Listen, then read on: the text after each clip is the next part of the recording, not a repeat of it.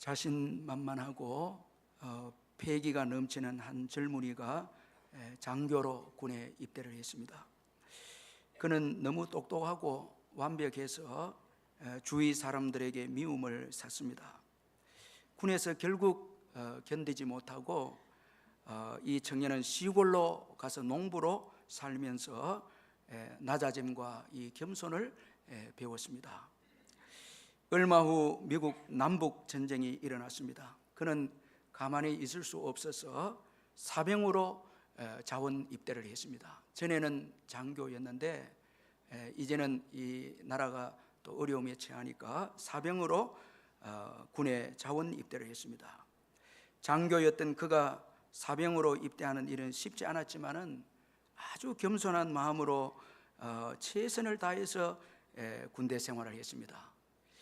모든 사람에게 겸손과 온유로 대하자 사람들은 그를 좋아하게 되어졌습니다.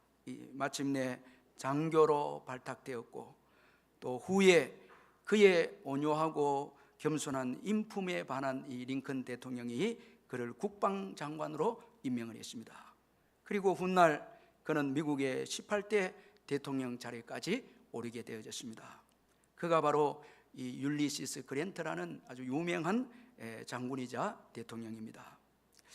신학자 어거스틴은 신앙의 덕목에 있어서 중요한 덕목이 무엇이냐고 묻게 되어졌을 때 그는 첫째도 겸손이고 또 둘째도 겸손이고 셋째도 겸손이다. 참 여러분, 아주 위대한 신학자가 신앙의 덕목에 대해서, 중요한 덕목에 대해서 질문을 받고 첫째도 겸손이고 둘째도 겸손이고 셋째도 겸손이다. 자, 이렇게 대답한 것은 이 겸손이 얼마나 중요하고 그리고 동시에 이 교만은 얼마나 무서운 죄악임을 아주 잘 암시해 주는 그런 말이다 할 수가 있습니다.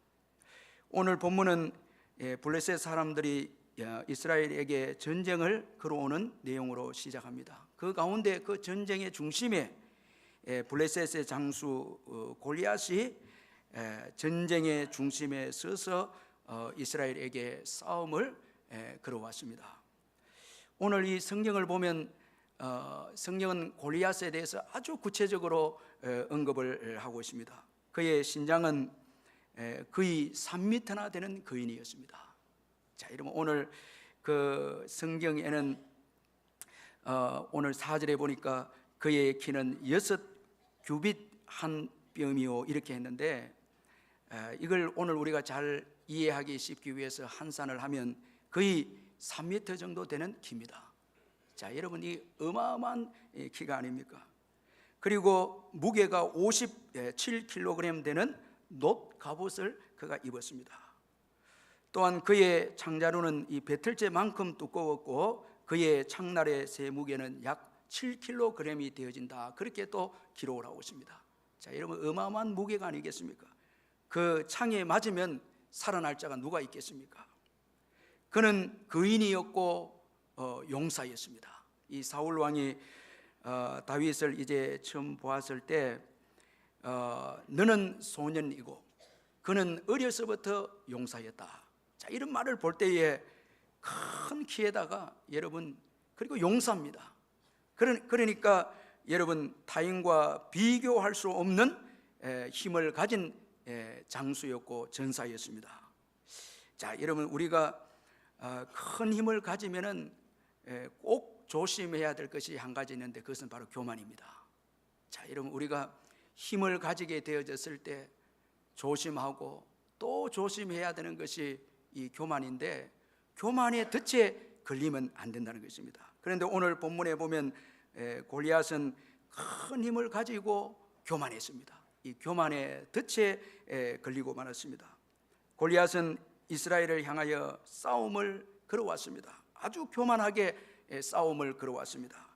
자, 이 10절에 보니까 그 블레셋 사람이 또 이르되 내가 오늘 이스라엘의 군대를 모욕하였으니 사람을 보내어 나와 더불어 싸우게 하라 한지라.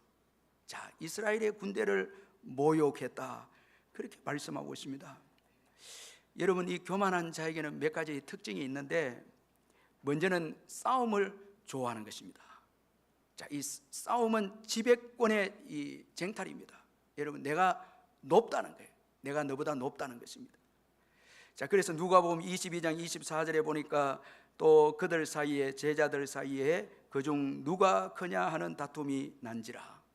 자, 누가 크냐 이렇게 생각을 가지고 말할 때에 다툼이 일어나게 되었어요. 싸움이 일어나게 되었습니다.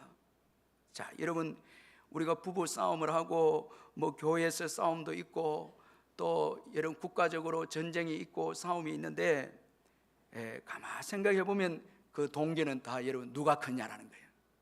내가 너보다 크고 내가 우월하다는 거예요. 이 싸움의 배경에는 여러분 여기에는 교만이 있습니다. 그래서 자주 다툼을 하면 이건 교만하다는 증거입니다. 내가 많이 살아있다는 증거입니다. 겸손한 자는 화목합니다. 겸손한 자는 싸우지 않습니다. 섬깁니다. 그래서 화목합니다. 그래서 하나님은 다투는 자를 싫어하시고 화평하는 자들을 좋아하십니다. 자, 그리고 교만한 자의 또 특징은 남을 멸시하는 것입니다. 여러분, 오늘 골리앗은 자신의 체격을 믿고 이스라엘 군대를 멸시했습니다.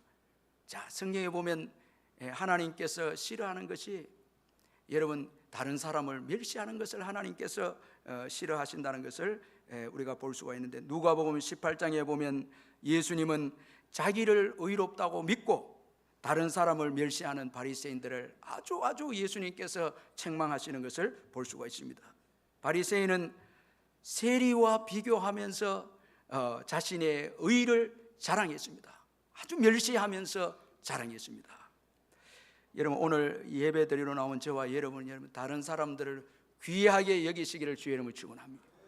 사랑하고 존중해주고 아주 여러분 귀하게 여기서 섬기는 여러분 되시길 바랍니다. 멸시하면 안 됩니다. 여러분, 그러면 큰일 납니다. 이건 교만의 증거입니다.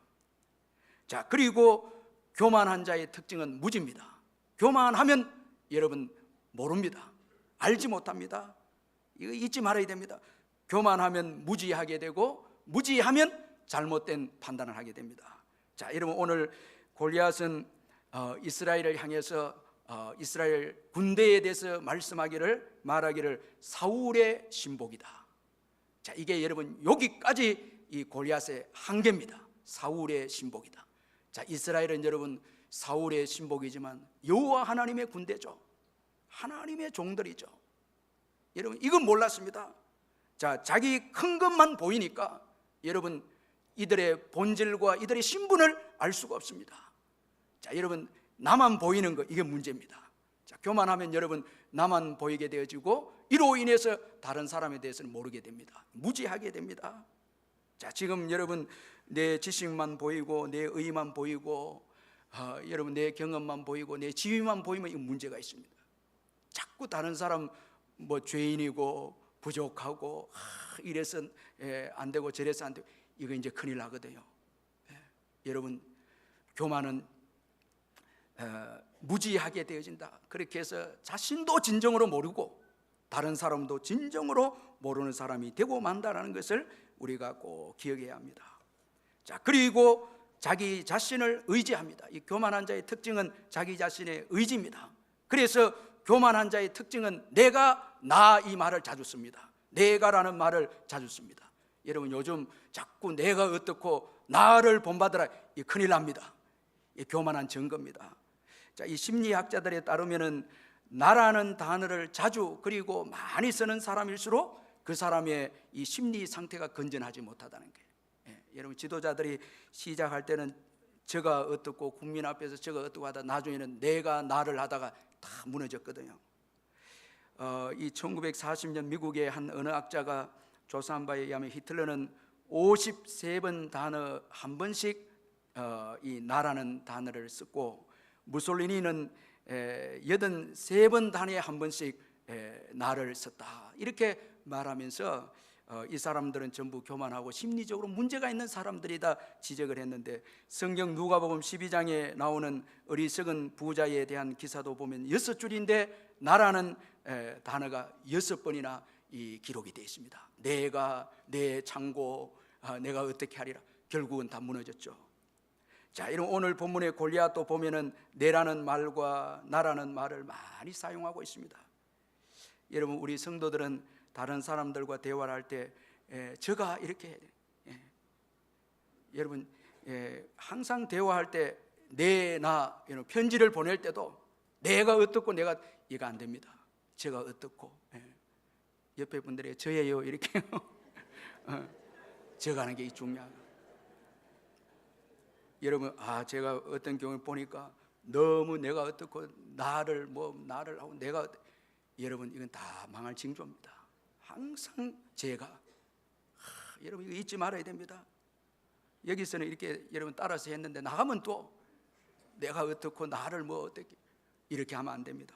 항상 여러분 상대방의 대화 소개할 때도 제가 어떻고, 이게 중요한 것이거든요. 우리 자녀들에게도 여러분 한 번쯤은 좀 존칭을 하면서 겸손하게 대화할 때 아이들이 충격을 받는 거예요. 또 이 교만한 자의 특징은 장담입니다. 큰 소리로 장담합니다. 골리앗은 오늘 보면 8절 9절에 보니까 그가 서서 이스라엘 군대를 향하여 외쳐 이르되 너희가 어찌하여 나와서 전열을 벌였느냐. 나는 블레셋 사람이 아니며 너희는 사울의 신복이 아니냐. 너희는 한 사람을 택하여 내게로 내려보내라. 그가 나와 싸워서 나를 죽이면 우리가 너희의 종이 되겠고, 만일 내가 이겨 그를 죽이면 너희가 우리의 종이 되어 우리를 섬길 것이니라. 아주 여러분 자신의 체격과 힘을 믿고 승리를 장담합니다. 이미 승리했음을 외칩니다.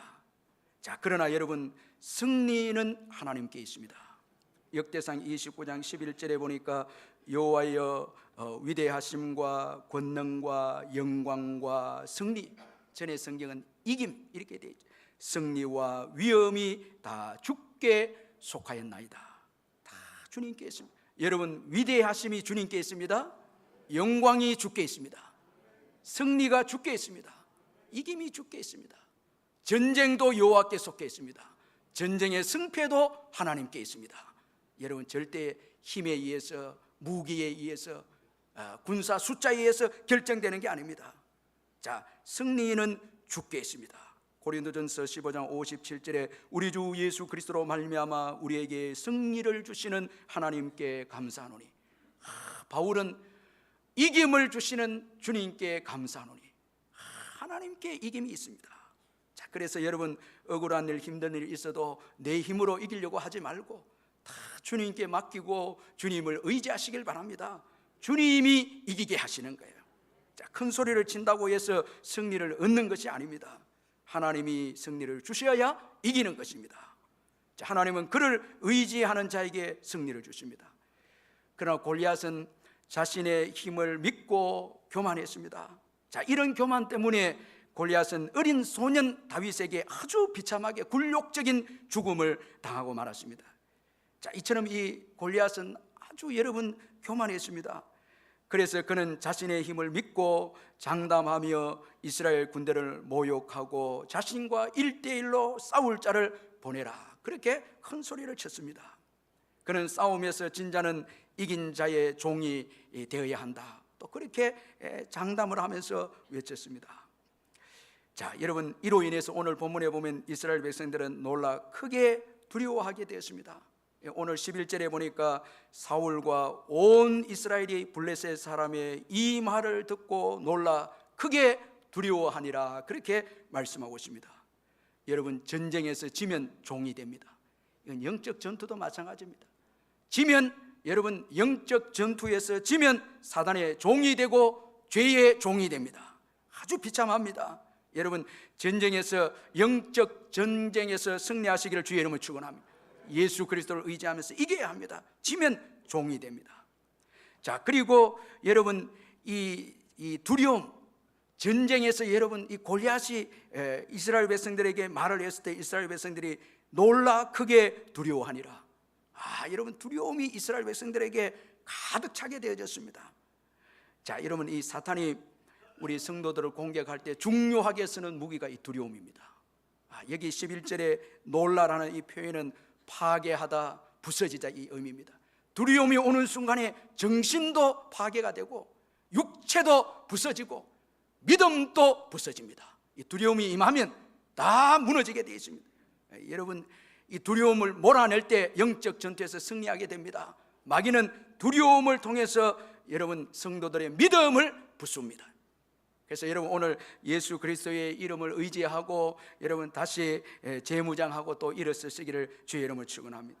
이처럼 이 골리앗의 출현으로 인해서 이스라엘은 극심한 공포에 빠지게 되었습니다. 그런데 여러분, 오늘 본문에 놀라운 것은 이 다윗의 등장입니다.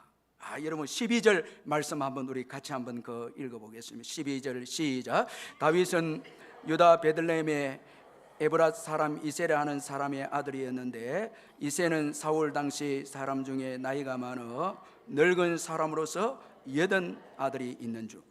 자, 여러분, 이 사무엘상 기자가 1절에서 11절은 이 골리앗에 대해서 쭉 언급을 하다가 12절에 들어와서 지금 아직 싸움도 하지 않았는데 다윗에 대해서 소개를 합니다. 정말 아주 중요한 그 내용을 가지고 있고 또 중요한 교훈을 주는 말씀입니다. 자, 여러분, 이 다윗의 소개, 다윗의 등장은 몇 가지 중요한 우리에게 교훈을 주는데, 먼저는 역사는 힘의 원리로 진행되지 않는다는 거예요. 자, 여러분, 즉 골리앗이 역사를 이끌어가는 것이 아니다라는 거예요. 자, 여러분, 우리가 강대국을 보면 군사 숫자를 많이 늘리고 뭐 신무기를 개발해서 세계를 위협하고 열방을 다스려가고 주관한다고 해서 여러분 우리가 놀라기도 하고 두려워하는데, 그러나 역사는 힘의 원리로 진행되지 않는다는 거예요. 이거 잊지 말아야 됩니다. 자, 역사는 사랑과 정의로 움직여집니다. 자, 힘의 원리로 움직여져 갔다면 여러분 과거에 히틀러나 여러분 스탈린은 아주 여러분 이 철권 통치를 하면서 강력한 무기를 가진 자들이 세계를 제패하겠다고 일어났지만 다 여러분 죽임을 당하고 멸망당하고, 그리고 다시 역사는 여러분 사랑과 정의로 흘러가는 것을 볼 수가 있습니다. 여러분 바벨론 때도 그렇고 로마도 여러분 쭉 역사를 보면 힘의 원리로 움직여지는 것 같아도 역사의 배후에는 사랑과 정의가 있고, 자, 여러분 오늘 다윗의 등장입니다. 골리앗만 있는 것이 아니라 다윗이 등장함으로 여러분 다윗이 신앙으로 골리앗을 이기게 됩니다. 그런 거로 역사는 여러분 신앙에 의해서 움직여지고, 여러분 이 다윗은 또 예수 그리스도를 예표합니다. 결국 역사의 주관자는 예수 그리스도 그분이심을 증거하고 있습니다. 자, 여러분 하나님을 믿는 다윗이고 이로 인해서 승리함으로 여러분 역사는 하나님께서 결국은 이끌어 가심을 오늘 우리들에게 말씀해 주고 있습니다. 자, 여기에는 사랑과 정의가 있습니다. 자, 악이 아주 강하게 역사하고 악만 있는 것처럼 보여도 그 배후에 하나님께서 은혜와 사랑과 정의로 역사를 이끌어 가신다는 거예요. 교회도 그렇습니다. 제가 어떤 책을 읽고 참 도전을 받았는데, 한 목사님이 어떤 중형 교회에 이제 담임 목사로 청빙을 받았는데, 교회에서 다 결정을 하고 난 다음에 병원에 가서 몸을 좀 검사했는데 암인 거예요. 이 암이 많이 퍼진 상태였어요. 목사님은 청빙한 교회에 제가 몸이 안 좋으니까 이 청빙을 취소해 달라고 그렇게 이제 솔직히 이야기를 했는데, 이 교회에서 이 문제를 당회와 재직회 이제 의논을 하는데, 상당수의 재직들은 이 암 걸린 목사님이 어떻게 목회를 하겠느냐, 그렇게 해서 취소하는 게 좋겠다 했는데, 그런데 더 많은 수의 사람들이 기도한 끝에 결정했기에 모시자고.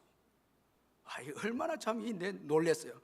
그리고 청빙을 했는데 하나님께서 은혜를 주셔서 목사님이 가셔서 정말 은혜로운 목회를 하시고 교회를 건강하게 키우셨다는 거예요.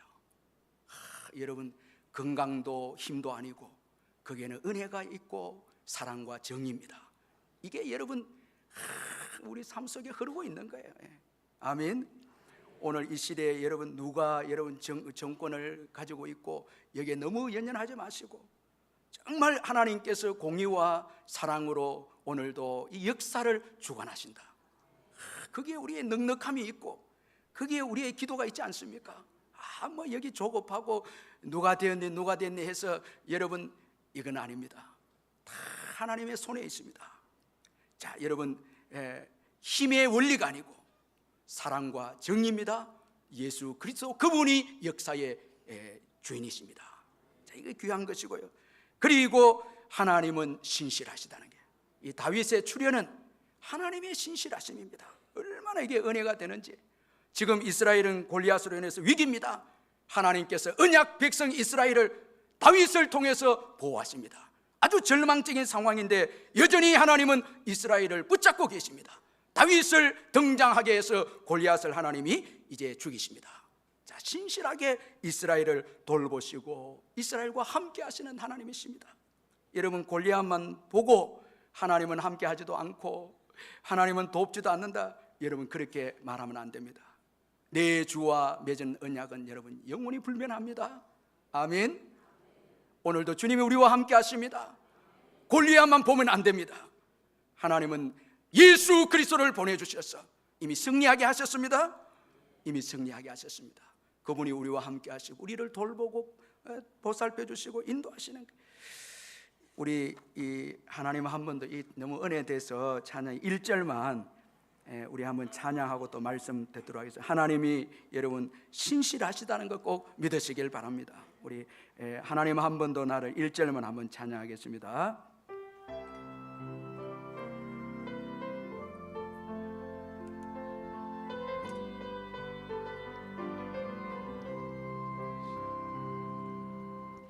하나님 한 번도 나를 실망시킨 적 없으시고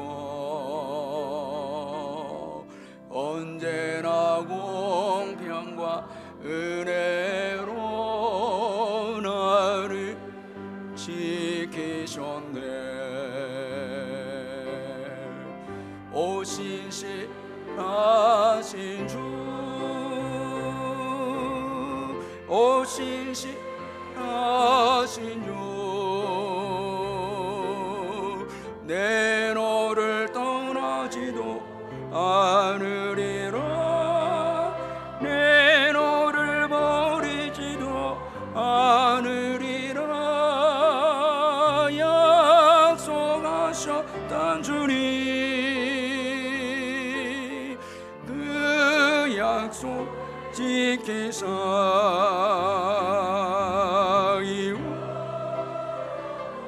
영원토록 나를 지키시리라 확신하네. 아멘. 주님은 신실하십니다. 자, 온 이스라엘이 위기 가운데 두려워하고 도망가고, 여러분 이건 패배처럼 보이고 이제 끝났다는 그 순간에 다윗을 등장해서 언약의 백성 이스라엘을 보호해 주시고 건져 주시고 이끌어 주시는 그 신실하신 사랑의 하나님이십니다. 여러분 그분을 꼭 믿으시기를 주의 이름으로 축원합니다. 다른 거 자꾸 바라보지 마시고요, 그 신실하신 예수 그리스도, 그걸 바라보는 거예요. 또한 하나님은 신앙의 사람을 통해서 그의 역사를 이끌어 가신다는 것도 다윗을 통해서 교훈해 주고 있습니다. 자, 여러분 골리앗과 다윗을 오늘 본문은 비교해서 언급을 하고 있는데, 골리앗은 외모적으로 아주 여러분 큰 사람인 비해서 이 다윗은 이새의 막내입니다. 막내로 소개하고 있습니다. 이건 약하다는 거예요. 나이도 어립니다. 그 당시에 전쟁터로 나간다는 것은 이 엘리트입니다. 성공한 것입니다. 전쟁터로 나간다는 것은 여러분 아주 성공한 그런 케이스로 언급하는데, 다윗은 아직 나이가 어립니다. 막내고 보잘것없습니다. 외모적으로 아주 약한 다윗입니다. 그러나 여러분 이 다윗에게는 하나님을 의지하는 신앙이 있었습니다. 신앙이 그 중심에, 마음속에 신앙이 있었습니다. 오늘 본문에서 이 신앙을 아주 귀하게 소개하고 있는데, 먼저는 맡은 작은 일에 충성하는 신앙입니다. 여러분이 아주 귀한 신앙입니다. 15절에 보면 다윗은 사울에게로 왕래하며 베들레헴에서 그의 아버지의 양을 칠 때에 그렇게 말씀합니다. 자, 여러분 왕으로 기름 부음 받았습니다. 그러면 여러분 우쭐댈 수도 있고 아주 하찮은 이 양치는 것을 내려놓을 수도 있습니다. 그런데 여전히 아버지 양을 치고 그리고 사울의 사랑을 입고 궁중에 왔다 갔다 하는 이 다윗인데도 여전히 작은 일, 맡겨진 양을 치는 작은 일에 아주 충성하고, 그리고 그 맡은 작은 일에 신앙으로 성실하게 감당한 것을 볼 수 있습니다. 자, 여러분, 나중에 사울 왕 앞에 섰을 때 그 양을 칠 때에 하나님이 도와주셔서 사자와 곰을 쳐주겠다. 신앙으로 양을 친 거예요.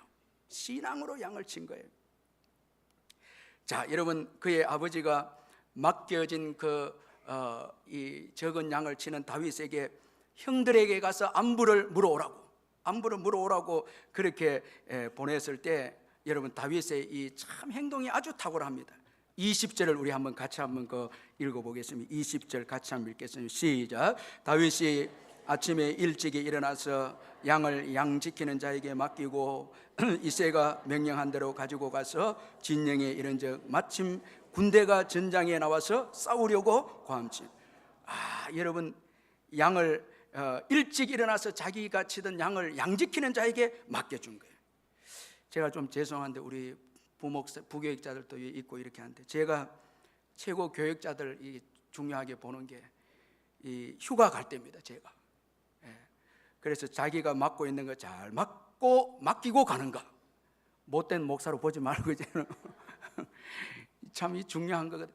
내 부서를 어떻게 맡기고 설교는 누가 하는지, 내가 우리 목사님들이 다 고마워요. 지금도 보고를 하고 있어요. 목사님 몇 부 때 기도 갑니다. 휴가 갔는데도 연락 오는 거예요. 자기가 맡겨진 양무리들, 자기가 맡겨진 교구, 자기가 맡겨진 그 부서.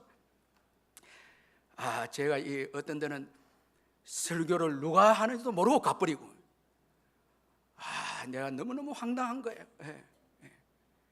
참 오면 보자고. 그건 안 돼. 여러분, 교회 일도 마찬가지예요.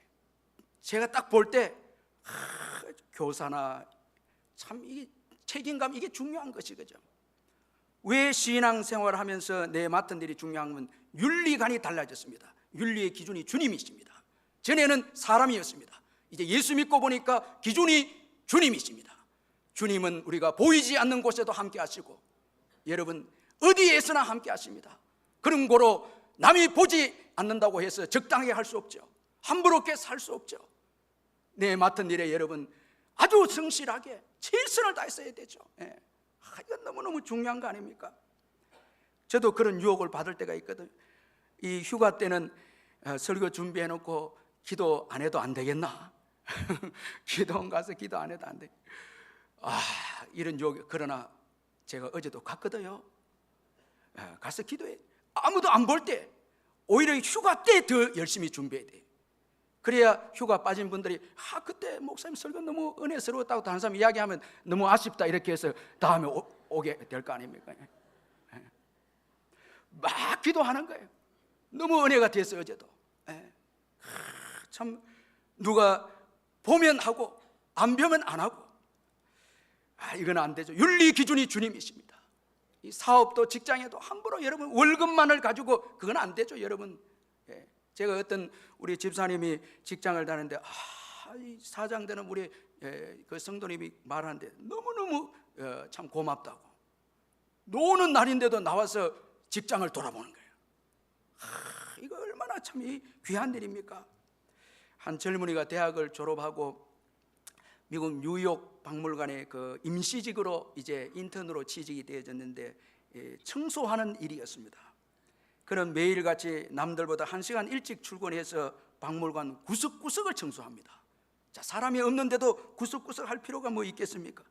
계속 일찍 와서 구석구석을 청소하니까 하루는 그 박물관장이 지켜보다가 그 이제 젊은이를 부릅니다. 자네는 대학 교육까지 받은 사람인데 이따위 청소나 하는 것이 부끄럽지 않는가? 그렇게 물으니까 그 청년이 빙그레 웃으면서 하는 말이 그냥 청소가 아닙니다. 박물관 청소입니다. 여러분, 무슨 의미가 있는지 여러분 이거 아셔야 돼요. 그냥 뭐가 아니라고요? 그냥 청소가 아니다. 박물관 청소다는 거예요. 자, 이 청년에게는 박물관에 대한 사랑이 있었고, 그리고 박물관이 비전입니다. 꿈입니다. 자, 여러분, 우리가 교회 일을 할 때 그냥 교회 일입니까? 주님의 일입니다. 아멘. 주님의 일입니다. 주님의 직분입니다. 주님의 직분입니다. 이거 여러분 잊지 말아야 됩니다. 자, 이 청년이 너무너무 성실하니까 박물관장이 정직원으로 채용을 합니다. 그는 최선을 다해서 또 맡은 자리에서 일을 하고 알래스카 등지를 찾아다니면서 고래와 포유동물에 대해서 연구에 열중했습니다. 그 결과 세계에서도 가장 권위 있는 고래 박사가 되어졌습니다.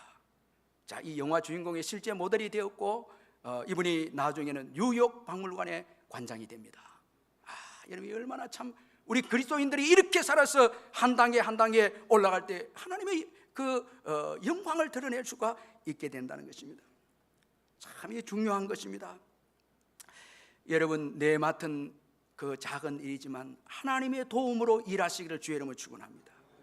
자, 여러분 하나님께 도움을 받았기에 사자와 곰을 쳐 죽입니다. 여러분 내 힘으로 일하려고 하고 내 힘으로 공부하려고 하는 학생들, 그리고 주의를 빠지고 이건 손해입니다. 왜냐니까 주님이 주시는 지혜로 기도하고 공부하면 더 월등하게 탁월하지 않습니까? 여러분 주님이 주시는 일로 직장을 이끌어 나가고 직장생활로 가정을 여러분 이끌어 나간다면 탁월한 여러분 가장이 될 수 있고 탁월한 사장이 될 수 있고 직원이 될 수 있지 않습니까? 내 힘으로 그거는 안 되는 거죠. 여러분 내게 주어진 작은 일에도 주님의 은혜가 필요합니다. 주님의 지혜가 필요합니다. 주님의 도움이 필요합니다. 그렇게 하면서 거기서 작은 승리를 이뤄낼 때 골리앗을 죽일 수 있는 큰 승리를 또 얻게 되는 것입니다. 아주 중요한 것은 내가 맡은 자리에서 부흥을 경험하고 내가 맡은 자리에서 하나님의 역사하심을 열매를 볼 때 그 다음에 또 큰 일을 할 수가 있는 거예요. 여러분 작은 승리를 하지 않는 자에게 갑자기 큰 일을 맡겨주면 다 무너져 버리는 거죠. 어려움이 올 때 어떻게 일을 쳐냅니까? 그건 안 됩니다. 하나님은 작은 일에 충성한 자에게 그 다음에 큰 것을 또 맡겨주시는 거예요. 그리고 이 다윗은 하나님이 주신 권위에 또 순종합니다. 자, 아버지의 심부름입니다. 이게 참 아주 또 특이합니다. 심부름 때문에 골리앗을 만나게 됩니다. 이 골리앗과 함께 만나게 되어지는 그 매개가 심부름입니다. 형들이 잘 있는가 안부를 물어와라. 그리고 정표를 꼭 가지고 오라. 아무래도 어리고 부족하니까 정표까지 요구합니다. 그런데 여러분 이 다윗이 얼마나 성실합니까? 그 심부름에 순종해서 감결과 골리앗을 만나게 되고 거기에서 골리앗을 이제 또 죽이게 되는 자리까지 나가게 됩니다. 자, 여러분 오늘 우리의 삶 속에 모든 권위에 순종하는 거기에는 하나님의 섭리가 있습니다. 자, 심부름에도 하나님의 일이 있고 이게 그런 거거든요. 부모님과 지도자 다 여기 권위에 대해서 순종하는 거기에 하나님의 일하심이 있습니다. 잊지 말아야 됩니다. 여러분 요셉도 아버지 야곱의 심부름으로 가다가 형들에게 여러분 이 노예로 팔려가는 일이 일어났지만 그러나 그것 때문에 애굽에 가지 않습니까? 그리고 이 애굽의 총리가 또 되지 않습니까? 참 이 요셉을 보면 참 은혜가 되는 거는 심부름만 딱 그거만 하면 되는데 딱 아버지가 원하는 세겜에 가니까 형들이 없거든요. 그럼 딱 돌아오면 되는데 그는 형들이 있는 곳까지 갑니다. 여러분 이게 은혜거든요. 그게 사울의 이 요셉에게는 불행인 것 같지만 하나님께서 여러분 축복으로 또 연결해 줍니다. 이거 중요한 거거든요. 자, 여러분 오늘 우리가 순종할 때에 상상할 수 없는 하나님의 은혜와 축복이 예비되어 있다는 것을 믿으시길 바랍니다. 그 다음에 다윗의 중요한 신앙은 하나님의 영광을 먼저 구하는 신앙입니다. 자, 이게 중요합니다.